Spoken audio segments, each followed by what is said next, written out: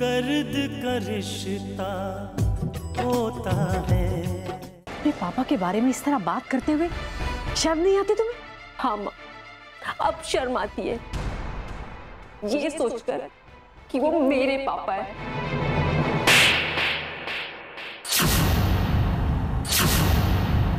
कुछ लिखा नहीं क्या? पूर्णिमा ने ये लिखा है कि कितना अजीब लगता है जब हम किसी की जीते जी उसे मरा हुआ समझ लेते हैं। आज भी अजय अपने भाई साहब को वो सब बातें बता रहा था कि किस तरह आपने अमरनाथ को बेवकूफ बनाया, और उसके भाई साहब भी पूछ रहे थे कि मामला क्या है। तुमने कुछ बताया तो नहीं? नहीं पापा, भला ये बातें भी किसी को बताने की है? देखो अजय तुम्हारा दोस्त है, एक बार उसे अच्छी तरह समझा देना कि इस बात का जिक्र बार बार ना किया करें। हाँ पापा, मैंने उसे समझाया तो है, लेकिन ये सवाल उसके दिमाग में भी है कि आखिर मामला है क्या। और आते आते मैं कुछ और सोच रहा था। क्या सोच रहे तुम? मैं सोच रहा था कि 40 एकड़ की जमीन आपके नाम हो गई, कहीं इस बात को लेकर हमारे ऊपर इल्जाम ना आ जाए। ये क्या कह रहे बेटा? हाँ माँ, लोग तो यही समझेंगे कि दादी माँ को हमने अपने घर इसलिए रखा है क्योंकि हमने उनके नाम की जमीन अपने नाम करवा दी। इसी इल्जाम से बचने के लिए मैंने वो जमीन पहले ही माता जी के नाम पर करवा दी। तुम चिंता मत करो, हम पर कोई इल्जाम नहीं है। लेकिन पापा, ये बात तो बाद में साबित होगी। मैं तो ये कह रहा था कि पूर्णिमा के घर वालों को ये बात पता लग चुकी है कि वो जमीन मुकुंद प्रसाद के नाम हो गई, और पता लगाकर वो लोग यहाँ आ गए तो उनसे ये बात छुप नहीं पाई कि दादी माँ हमारे पास है। फिर तो वो लोग यही अंदाजा लगाएंगे कहीं ये बात हमारे बदनामी की वजह न बन जाए। ये तरीका भी तो तुमने ही निकाला था ना उन लोगों को सबक सिखाने के लिए। उस वक्त ये नहीं सोचा था? हाँ माँ, लेकिन उस वक्त ये बात समझ में नहीं आई थी। लेकिन अब लगता है कि कहीं कुछ गड़बड़ ना हो जाए। चिंता मत करो, ऐसा कुछ नहीं होगा। हमें बस इस बात को खुलने से बचाना है कि माता जी इस समय हमारे घर पर है और ये सारा मामला क्या है। भावना, चंदन को खाना खिला दो। हाँ नहीं पापा, मैं अजय के घर खाना खाकर आया। अच्छा अच्छा, जाओ आराम करो। जी।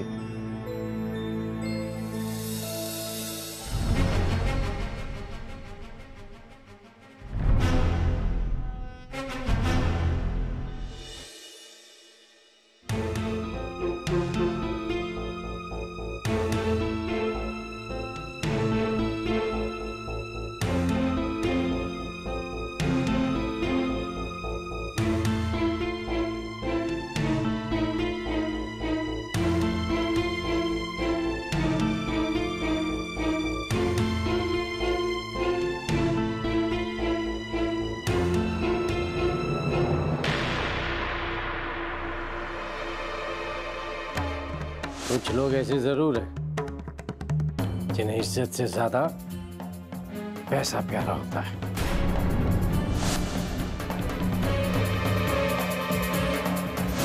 ऐसी कौन सी खुशी की बात हो गई कि घर में मिठाई बांटी जा रही है? चाचा, आप भी मुंह मीठा कीजिए। जल्द ही मैं अपनी ट्रैवल एजेंसी लॉन्च कर रहा हूँ।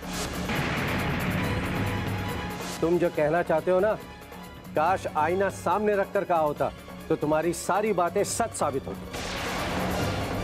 कल तक मेरे पल्ले कुछ नहीं पड़ रहा था, लेकिन अब सब धीरे धीरे मुझे समझ में आने लगा है।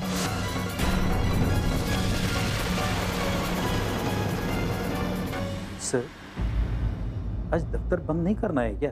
दफ्तर के सारे लोग जा चुके हैं।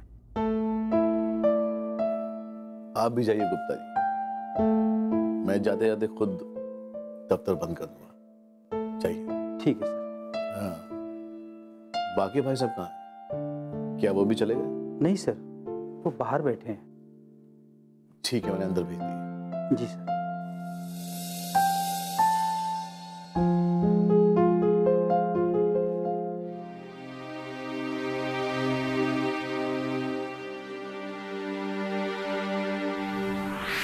अब क्या पूरी रात यहीं बैठने का इरादा है?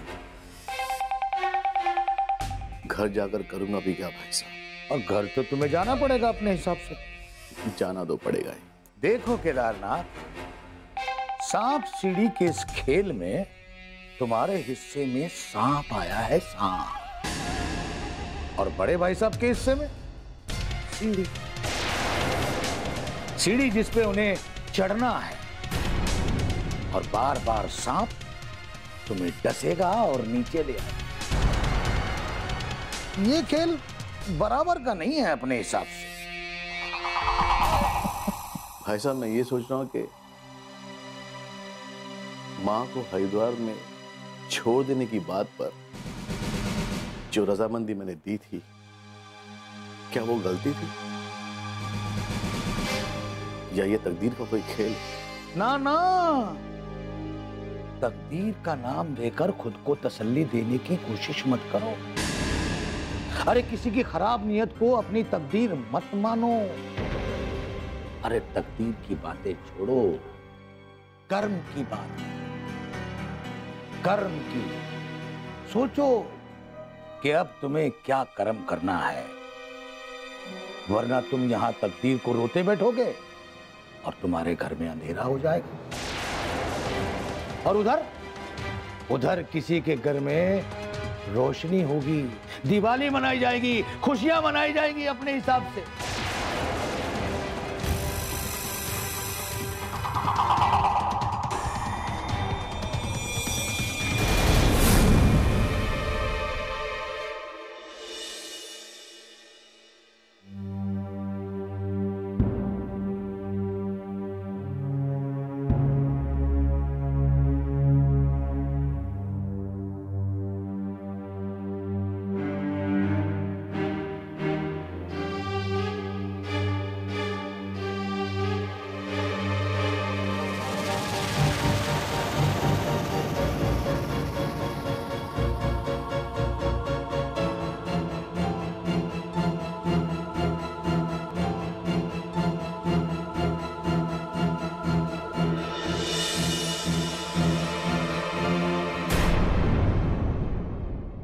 पूर्णिमा। हाँ माँ। बेटा, मैंने तुम्हारी बात पर बहुत सोचा। मुझे भी ऐसा लगता है कि माँ जी के साथ ऐसा ही कुछ हुआ था। हाँ माँ, मैंने एक नतीजे पे पहुंचने के बाद ही आपको ये बात बताई है। पूर्णिमा, तुमसे एक रिक्वेस्ट है, ये बात घर में किसी और को मत बताना। माँ, आपने और दादी माँ ने कई बार ये बात मुझे समझाई कि बड़े नादान होते हैं वो लोग जो ये सोचते हैं कि सच्चाई छुपाई जा सकती है। लेकिन अगर आपकी और दादी माँ की ये बात सच है तो मेरी लाख कोशिशों के बावजूद ये बात छुपेगी नहीं। देख पूर्णिमा, कल क्या होगा मुझे नहीं पता, लेकिन हाथ जोड़ती हूँ मैं तेरे आगे, तू ये बात घर में किसी को मत बताना। तेरे पापा ने अपने माथे पर कलंक का ये दाग लगा तो लिया है, लेकिन अगर ये दुनिया के सामने उजागर हुआ तो वो जी नहीं पाएंगे बेटा, शर्मिंदा होकर मर जाएंगे। माँ, पापा ने अपनी माँ की मौत चाही, लेकिन मैं अपने पापा की मौत नहीं चाहती। आप चिंता मत कीजिए, मैंने आपको ये बात बताई थी, लेकिन मैं किसी और को ये बात नहीं बताऊंगी। सोचकर यकीन नहीं होता कि तुम्हारे पापा और तुम्हारे चाचा दोनों माँ जी की मौत चाहने लगे। कितनी अजीब बात है। शायद यही दुनिया का दस्तूर है माँ, शायद यही दुनिया है कि जहाँ एक बेटा होता है वहाँ वो अपने माँ बाप का बोझ उठाता है, और जहाँ कई बच्चे होते हैं वहाँ माँ बाप का ही बंटवारा हो जाता है। तुम ठीक कहती हो बेटा, शायद ऐसा ही हुआ है, लेकिन मुझे ऐसा लगता है कि कोई और भी है, कोई और भी है इन लोगों को सलाह देने वाला,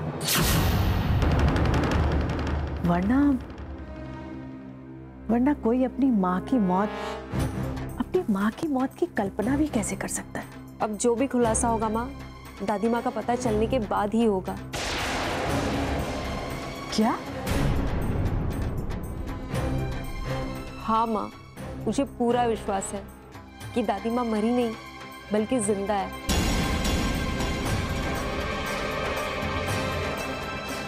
जो लाश पापा ने देखी थी वो किसी और की थी।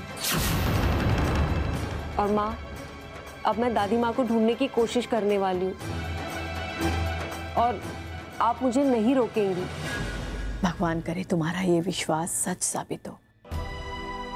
पर पूर्णिमा बेटा, तुम अकेली दादी माँ को कहाँ तलाश करोगी? वही माँ जहाँ हमने दादी माँ को खोया था, हरिद्वार में। नहीं नहीं बेटा, तुम्हारा हरिद्वार जाना अब तो सबको बुरा लगेगा। तुम्हें वहां जाने के बारे में तो सोचना भी नहीं चाहिए। माँ, हरिद्वार को मैं नहीं भूल सकती क्योंकि हर घटना, हर बात हरिद्वार से जुड़ी हुई है। और मैंने सुना है कि जो दादी माँ ने जमीन जिनके नाम की थी वो भी हरिद्वार के ही रहने वाले हैं। बेटा, तुम्हारे पापा इस बारे में पता करने की कोशिश कर रहे हैं। अच्छा,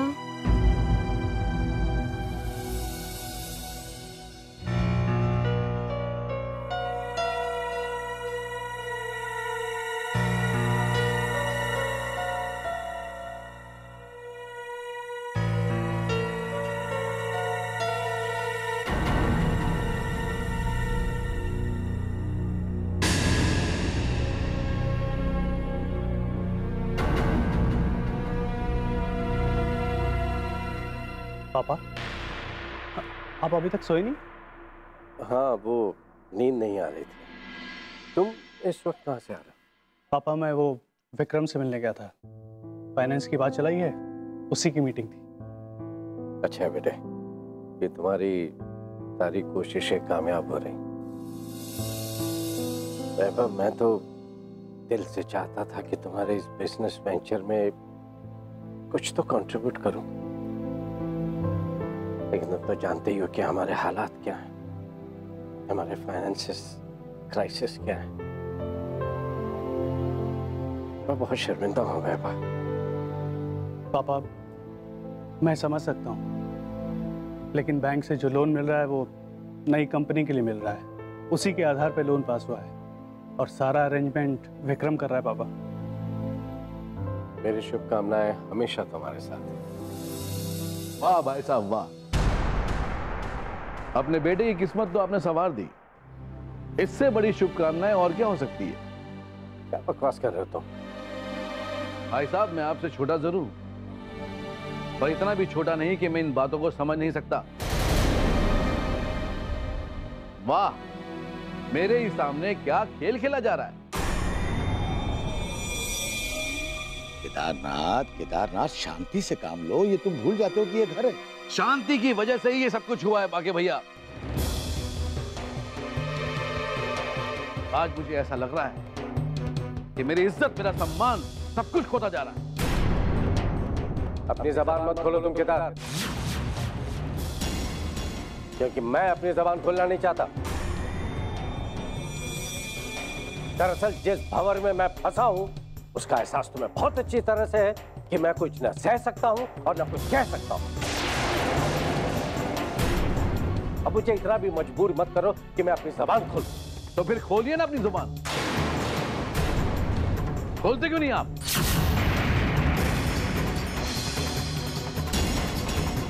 आप खामोश क्यों हैं? और इस खामोशी का मतलब मैं अच्छी तरह से समझता हूं भाई साहब।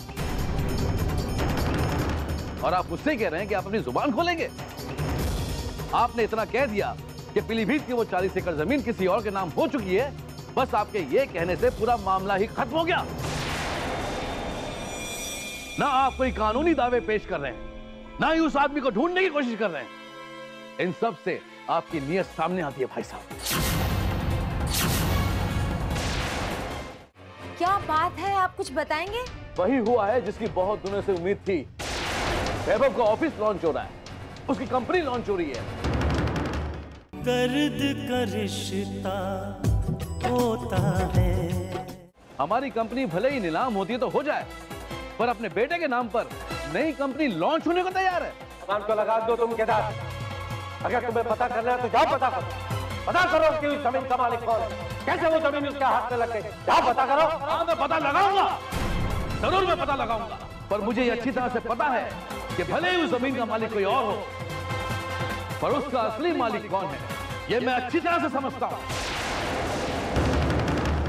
बड़े भाई साहब, जब माहौल गर्म हो तो आदमी को ठंड रखना चाहिए, और तुम भी समझो अपने हिसाब से। सब कुछ समझने के बाद ही आज मेरी जुबान खुल रही है भाग्य भाई साहब। यहाँ मेरी बर्बादी का जश्न मनाया जा रहा है। ये वैभव जो कल तक हमारे सामने पैसों के लिए हाथ फैलाता था, आज ये अपनी टूर्स एंड ट्रेवल्स कंपनी खोलने की तैयारी कर रहा है। ये बात को समझता नहीं मैं, ये बात को समझता नहीं मैं, ये बात को समझता नहीं मैं। बस चाचा बस। ये कंपनी मैं अपनी दिन रात की मेहनत से लॉन्च करने जा रहा हूं, और मेरी कंपनी पर उंगली तो हरगिज मत उठाना, वरना क्या कर लोगे तुम? क्या कर लोगे तुम? वरना मैं भूल जाऊंगा कि तुम मेरे चाचा हो। अरे ये मजाल! अरे रुको रुको रुको, छोड़ो भाग्य भैया। ये मत भूलना वैभव, तुम्हारी कंपनी अभी लॉन्च नहीं हुई है, तुम्हारी कंपनी अभी लॉन्च होने वाली है। धमकी मत दो चाचा, वरना तुम अपनी इज्जत खुद गंवा बैठोगे। और तुम मेरी कंपनी का नाम अपनी जुबान पर मत लाना। क्या हो गया तुम? अपनी मर्यादा भूलते जा रहे हो तुम। अपने बड़ों से कैसे बात करनी है ये तमीज नहीं है तुम्हें? आओ इधर। और ये चाचा कैसी बात कर रहे हैं? अगर ये आपसे ऐसी बात कर सकते हैं तो मैं क्यों नहीं कर सकता? हाँ तू कर ले, तू अपने चाचा से ऐसे बात कर ले, तू तड़क करके कर ले। तू बहुत बड़ा तमीज वाला बनता है, तू बताओ मैं तुझे। केदार चलो, केदार। अरे छोड़िए बात भैया, इतना बड़ा धोखा ये खेल खेला जा रहा है मेरे सामने। याद आना भाई साहब, धोखे की बुनियाद पर बनाए गए महल में कभी सुकून की नींद नहीं आएगी आप लोगों को, कभी नहीं आएगी। याद रखना ये बात। भाई साहब मैं देखता हूं।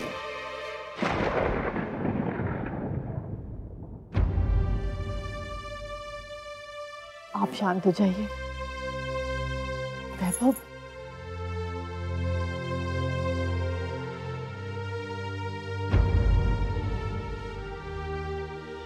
सरस्वती,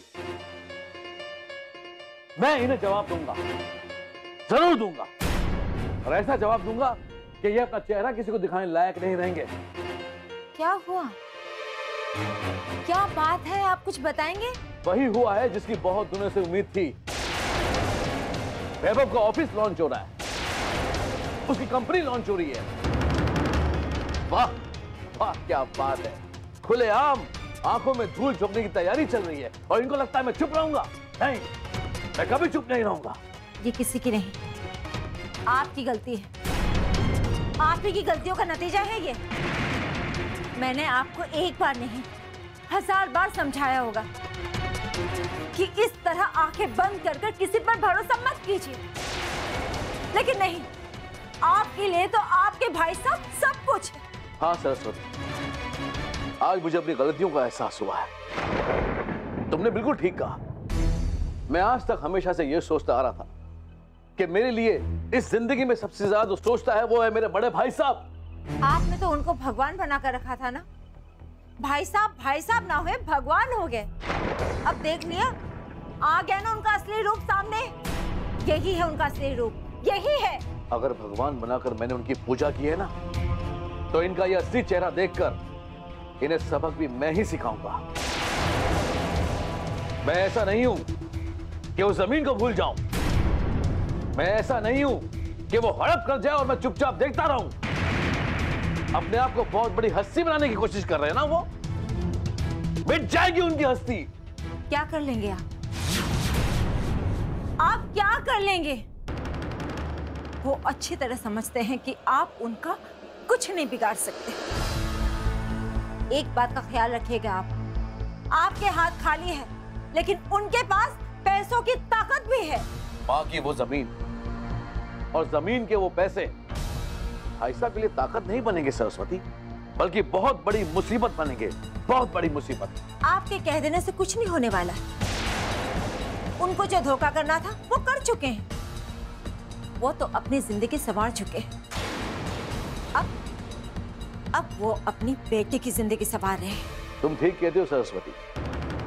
सिर्फ भाई साहब को ही नहीं, पैसे की गर्मी तो वैभव के सर पे भी चढ़कर बोल रही है। और उसकी इतनी हिम्मत कि मेरे सामने जुबान लड़ा सके, मुझे धमकियां दे सके और मुझे मारने तक को आगे बढ़ सके।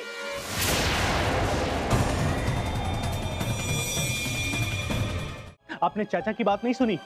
सुना मैं, लेकिन मैंने तुम्हें ऐसे संस्कार नहीं दिए कि तुम अपने से बड़ों के साथ इस तरह बर्ताव करो, इस तरह से पेश आओ।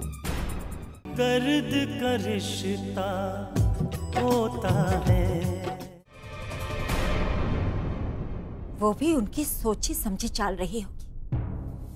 भाई साहब तो आपको धमकाकर चुप नहीं करा सकते थे, तो वैभव को इशारा कर दिया होगा उन्होंने। और आपके सामने सुनने के अलावा और कोई रास्ता ही नहीं था। है सरस्वती, एक रास्ता है, ऐसा रास्ता कि अगर मैं चाहूं तो इनके हाथों में 2 मिनट में हथकड़ियां लगा सकता हूं। जब मैं चाहूं तो माँ जी के मौत का मामला सामने ला सकता हूं। लेकिन उसमें आप भी तो शामिल थे। क्या सबूत है कि मैं इसमें शामिल था? पर हाँ, इसका सबूत जरूर है कि भाई साहब माँ जी को लेकर हरिद्वार गए थे। मैं जिस दिन चाहूं उस दिन इस मामले को घुमा सकता हूं और उनके हाथों में हथकड़ियां होंगी। चल लेकिन माँ, अंदर आओ, चुप रहो। तुम्हें उन सबके बीच में बोलने की क्या जरूरत थी? इस तरह सबके आने की जरूरत क्या थी? माँ, बर्दाश्त भी करता तो कैसे करता माँ? आपने चाचा की बात नहीं सुनी? सुना मैंने वैभव, लेकिन मैंने तुम्हें ऐसे संस्कार नहीं दिए कि तुम अपने से बड़ों के साथ इस तरह बर्ताव करो, इस तरह से पेश आओ। वैभव, मैं इस घर को टूटने देना नहीं चाहती, और तुम्हारी इस तरह की बातों से सबके दिलों में दरार और बढ़ जाएगी। सब एक घर में रहते हुए एक दूसरे से दूर हो जाएंगे बेटा। चाहे जो भी हो माँ, इस तरह कोई भी पापा का अपमान करे मैं नहीं देख सकता। और आप मुझे समझा रही हैं? चाचा ने कौन सी मर्यादा रखी? पापा भी तो चाचा से बड़े हैं। वैभव, केदार अगर गलत रास्ते पर जा रहा है तो क्या हम भी गलत रास्ता इख्तियार करें? उसकी बात का असली मतलब मैं अच्छी तरह से जानता हूं। वो सिर्फ अपने बाप को छुपाने के लिए ऐसी बात कर रहा है। मुझे गम इस बात का नहीं है पापा कि मेरी खुशी से उन्हें खुशी नहीं हुई। गुस्सा तो मुझे इस बात पे आया कि उन्होंने आपका लिहाज नहीं किया पापा। उन लोगों ने दादी माँ को मरने के लिए छोड़ा था ना। अब देखिए, उन लोगों का दफ्तर तक नीलाम होने वाला है।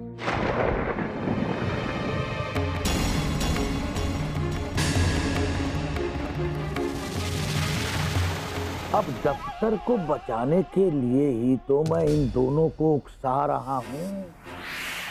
दोनों एक दूसरे को धमकियां दे रहे हैं